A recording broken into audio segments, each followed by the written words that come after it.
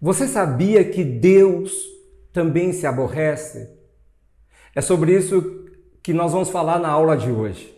Fique comigo e nós aprenderemos sobre esse assunto.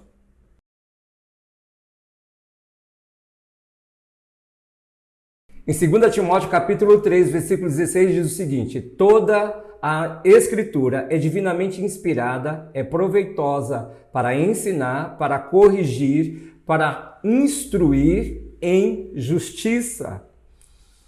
Precisamos entender sobre alguns assuntos e a palavra de Deus, ela nos garante isso. Ela atesta, afirma que aquilo que está sendo ensinado é uma verdade. Por isso, desse texto inicial para essa aula. Toda a Escritura é divinamente inspirada. Então, se tem algum assunto que talvez você não goste, que tem algum assunto que você não queira ouvir, não queira aprender, faça uma resistência com relação a determinado assunto, eu quero te dizer que, infelizmente, você precisa ouvir, você precisa entender por que esses assuntos foram inspirados pelo Senhor. É a Bíblia que comanda, rege a vida do ser humano. Querendo ou não ele, é a Bíblia que conduz todas as coisas. Ele acreditando ou não, a Bíblia comanda todas as coisas. Então, existem coisas que Deus aborrece. E aí, quando eu paro para pensar sobre isso, para estudar sobre isso, eu logo me pergunto: será que eu já aborreci a Deus e não sei? Será que eu estou aborrecendo ao Senhor e não sei? Ou talvez eu saiba que eu estou aborrecendo ao Senhor. Quando eu tenho clareza, entendimento da palavra de Deus, automaticamente eu tenho consciência de que aquilo possa agradar ou não a Deus. Então a gente trabalha mais com essa palavra chamada agradar. Será que eu estou agradando a Deus? Será que Deus tem se agradado de mim? Mas o fato é que, será que eu tenho aborrecido a Deus? Será que Deus está aborrecido comigo? Será que tenho feito alguma coisa que tenho aborrecido ao Espírito Santo? Em Provérbios capítulo 6, versículo 16 ao 19, diz o seguinte: estas 6 coisas o Senhor odeia, e a 7ª a sua alma abomina. Estas 6 coisas o Senhor aborrece, e a 7ª a sua alma abomina. E quais são elas? Os olhos altivos, língua mentirosa, mãos que derramam sangue inocente, o coração que maqueia pensamentos perversos, pés que se apressam a correr para o mal, a testemunha falsa que profere mentiras e o que semeia contendas entre irmãos. Então, entendemos que essa última aqui, Deus literalmente abomina. São 7 coisas. Lógico que nessa aula eu vou falar só sobre Deus. Existem coisas que Deus aborrece. Deus se aborrece comigo e com você. E as demais aulas nós falaremos sobre esses pontos que Provérbios, capítulo 6, versículo 16 ao 19, nos ensina. Significado de aborrecer, causar irritação ou sentir desagrado. Já irritou alguém? Já foi irritado? Já ficou profundamente irritado por alguma coisa que falaram ao seu respeito que não era verdade, que era uma mentira, ou que fizeram que você não gostou?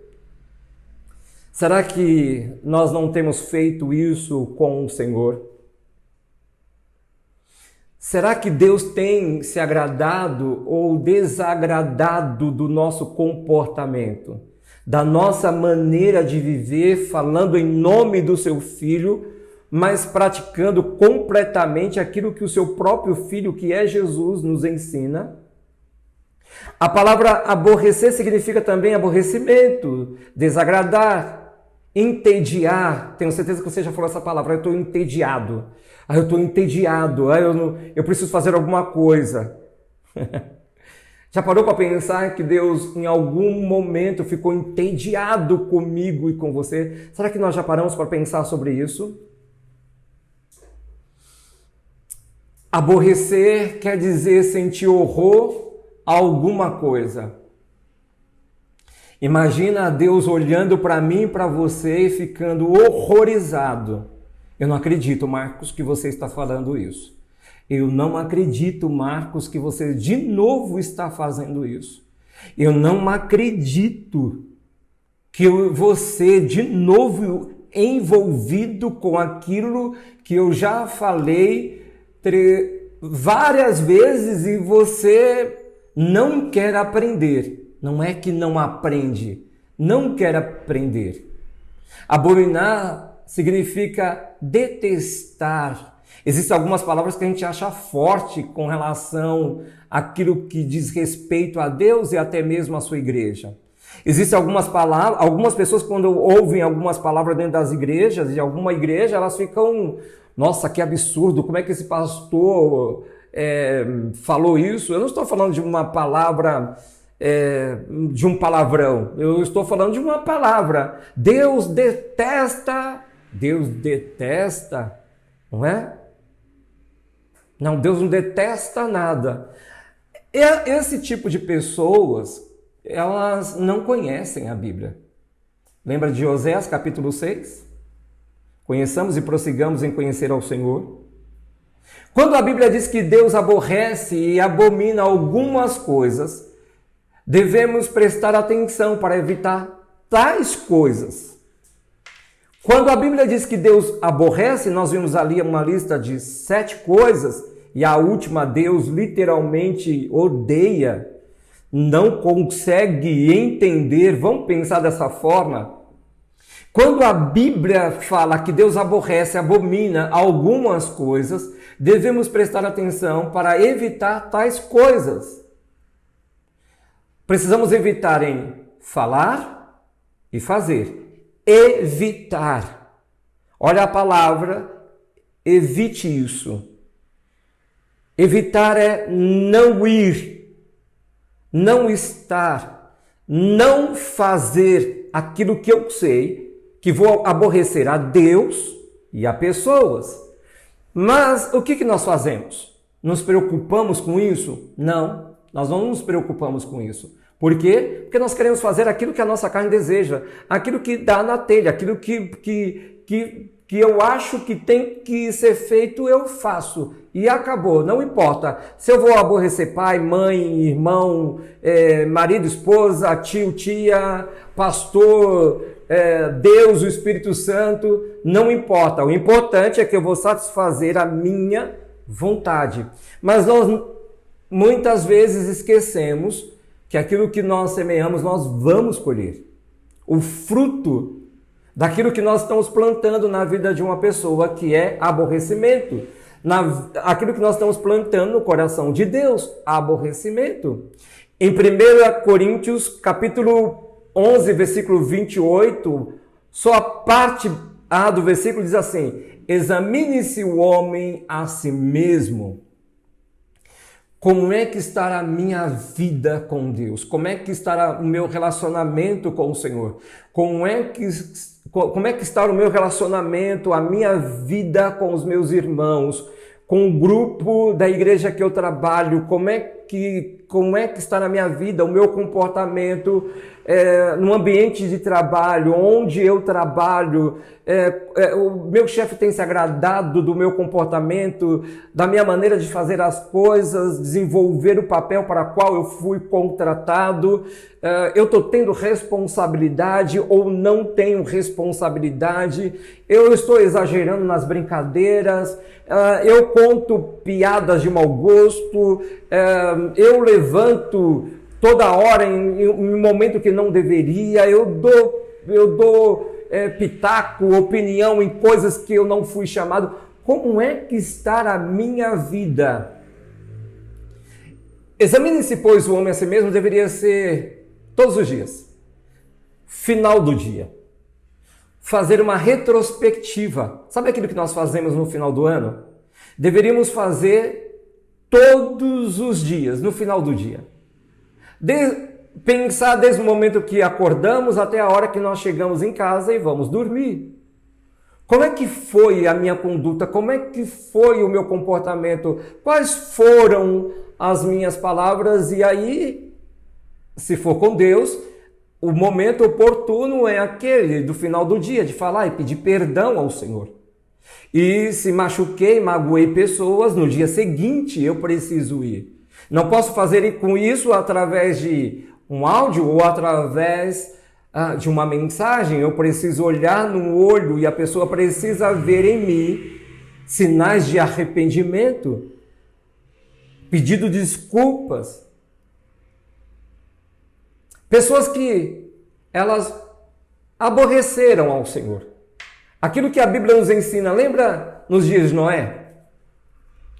Alguns não conseguem entender porque Deus destruiu a humanidade na época com água, com o dilúvio, mas em Gênesis capítulo 6, versículo 13, é o seguinte: Deus disse a Noé: darei fim a todos os seres humanos, porque a terra encheu-se de violência por causa deles. A Bíblia diz que Deus é longânimo. A Bíblia não fala em quanto tempo durou esse aborrecimento, Deus esperando para que o seu povo, esse povo, se arrependesse. Mas a Bíblia diz que Deus é longânimo, mas chegou uma hora que Deus disse: já era, basta, não dá mais. O aborrecimento chegou ao ápice, acabou, não dá mais. Então, todas as vezes que estamos aborrecidos, nós tomaremos uma decisão. E aí precisamos tomar cuidado. Deus é um Deus que detém a ciência. Ele é a sabedoria, o entendimento. E mesmo assim ele é longânimo.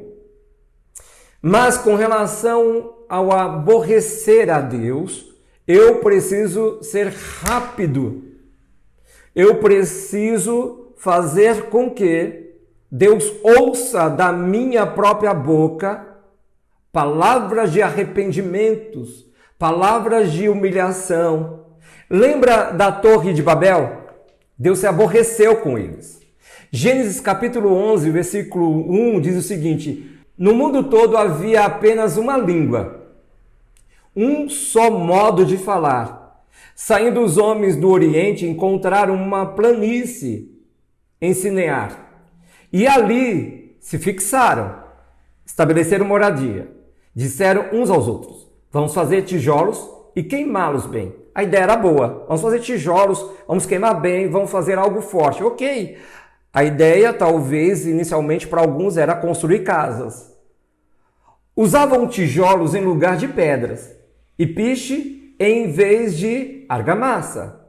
Depois disseram: vamos construir uma cidade, ok? Com uma torre, aí foi o problema, com uma torre que alcance os céus. Assim nosso nome será famoso e não seremos espalhados pela face da terra. Aqui há um problema.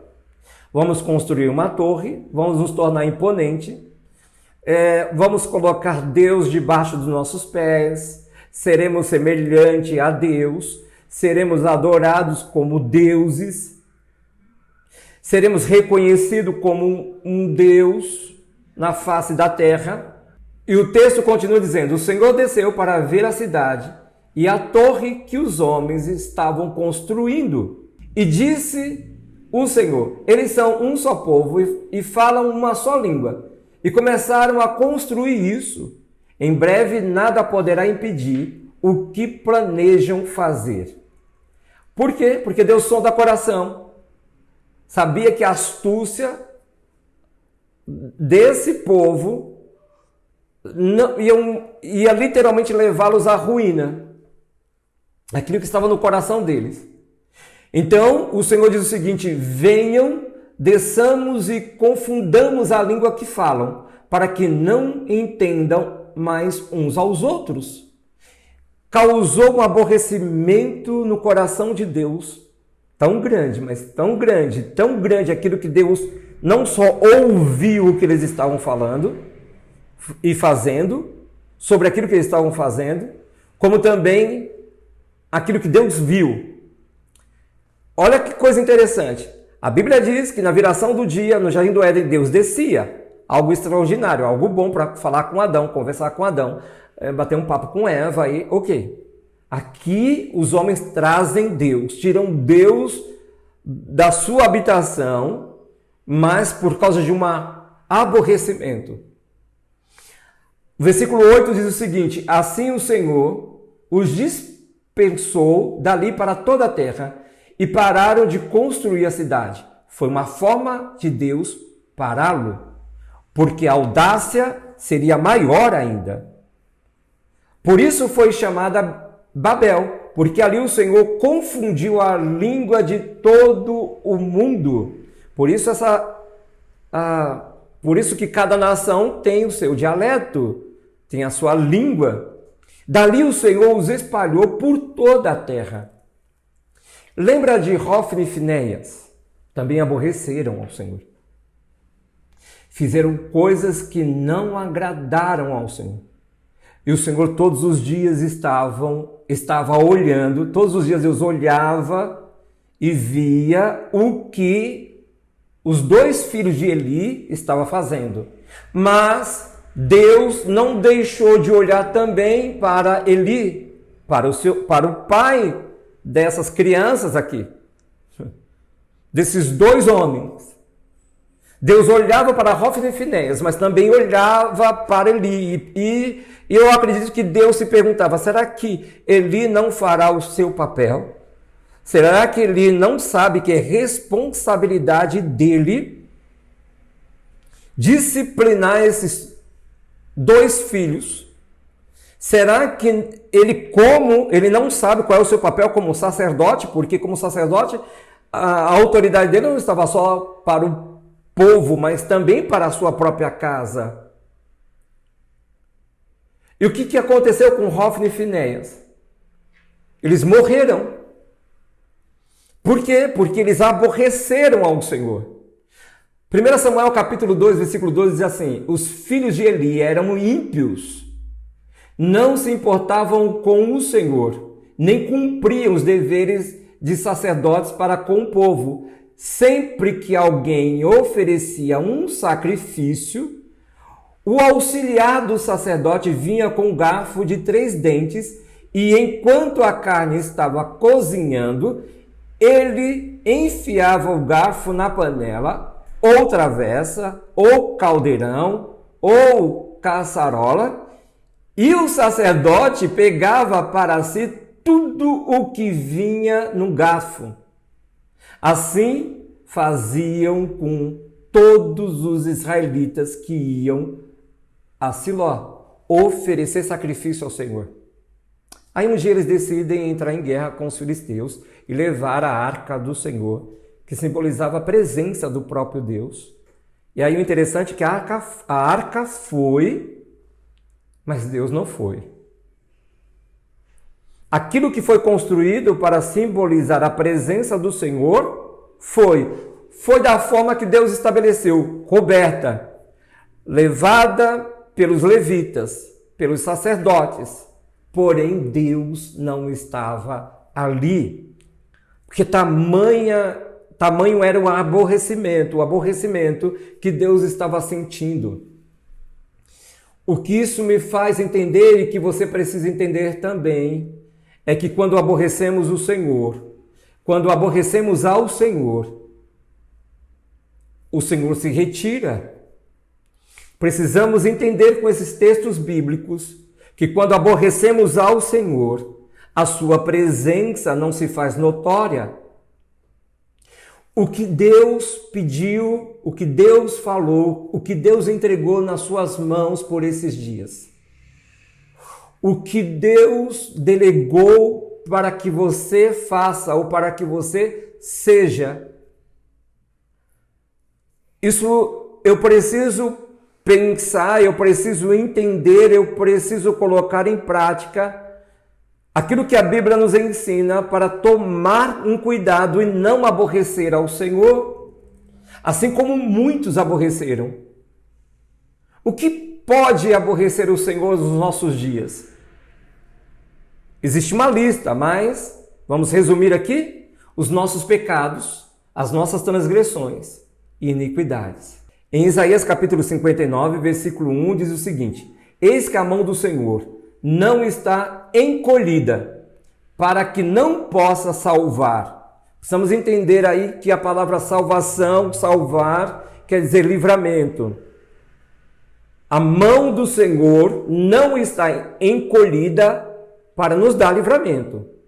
Ele está pronto para isso. Mas será que eu quero? Será que eu tenho buscado esse livramento do Senhor? Ou eu tenho me aproximado daquilo que eu não deveria nem passar e nem pensar? Vamos trabalhar com nem pensar sobre aquilo. E o texto continua dizendo: nem agravado o seu ouvido para não poder ouvir. A mão do Senhor não está encolhida, nem o seu ouvido está agravado para não poder ouvir. Isso significa que quando eu e você estamos em uma posição de aborrecimento, de aborrecer ao Senhor, de gerar algo no coração de Deus, precisamos pedir perdão, precisamos nos humilhar diante do Senhor. E nós sabemos, como diz o texto sagrado, que a mão dele está pronta para nos tirar da situação, que a mão do Senhor está pronta para nos livrar, para nos guardar, para nos proteger. Por quê? Porque eu fiz o meu papel. Eu busquei por socorro. Eu pequei, eu transgredi, eu gerei uma iniquidade, mas eu me arrependi. E então a mão do Senhor, que é poderosa, e o seu ouvido, que está pronto para ouvir o meu pedido de socorro, vai entrar em ação. O versículo 2 do capítulo 59 de Isaías diz o seguinte: mas as vossas iniquidades fazem separação entre vós e o vosso Deus, e os vossos pecados encobrem o seu rosto de vós, para que não vos ouçam. O texto começa dizendo: a mão do Senhor não está encolhida, o ouvido do Senhor não está agravado. Porém,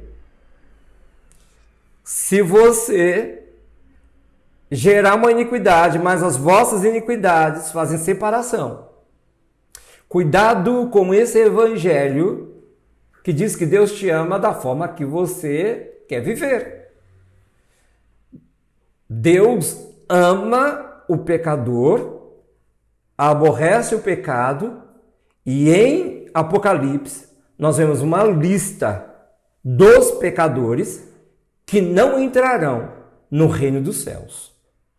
Precisa tomar cuidado para entender aquilo que a palavra nos ensina. Deus ama o pecador, mas aborrece o pecado. Ok. Mas o fato de Deus aborrecer o pecado e ele amar o pecador, diz assim: o teu pecado faz separação. Se arrependa. Isso me aborrece. Isso não traz você para cá. Aquilo que você comete, aquilo que me desagrada, aquilo que eu fico aborrecido, deixa você do outro lado. E eu não quero que isso aconteça. Eu quero que você venha para cá. Eu quero que você esteja aqui do meu lado. Eu quero que você esteja no grupo que está à minha direita. Não quero que você esteja no grupo da esquerda, porque esses receberão a sua recompensa. E a recompensa não será boa. Mas as vossas iniquidades fazem separação entre vós e o vosso Deus. E os vossos pecados encobrem. É uma nuvem. É uma nuvem que não permite Deus olhar e nos enxergar. E quem é que pode tirar essa nuvem? De quem é esse papel? De quem é essa responsabilidade? Jesus nos ensina o seguinte: você quer tirar a trave do olho do seu irmão? Tire primeiro da sua. Essa é a minha responsabilidade. Tirar a trave dos meus olhos. Tirar a trave do meu olho. É responsabilidade minha tirar essa nuvem que não permite que o Senhor me enxergue, que não permite que o Senhor me veja, que não permite que o Senhor se achegue e que eu também possa me achegar diante dele. Porém, a mão do Senhor não está encolhida. Seus ouvidos, ou o seu ouvido não está gravado, nem a sua boca. Então o Espírito vai clamar, o Espírito vai fazer o papel de gerar em mim e em você um arrependimento, mas para isso você precisa permiti-lo. Que as palavras do Espírito Santo entrem nos seus ouvidos, passe pela sua mente, gere um arrependimento, desça para o seu coração e faça então com que os seus joelhos se dobrem diante do Senhor, pedindo perdão. E deixa eu te falar uma coisa: pecado tem nome. Tome muito cuidado com essa oração de Senhor, eu peço perdão pela multidão de pecados que eu tenho. Pecado tem nome.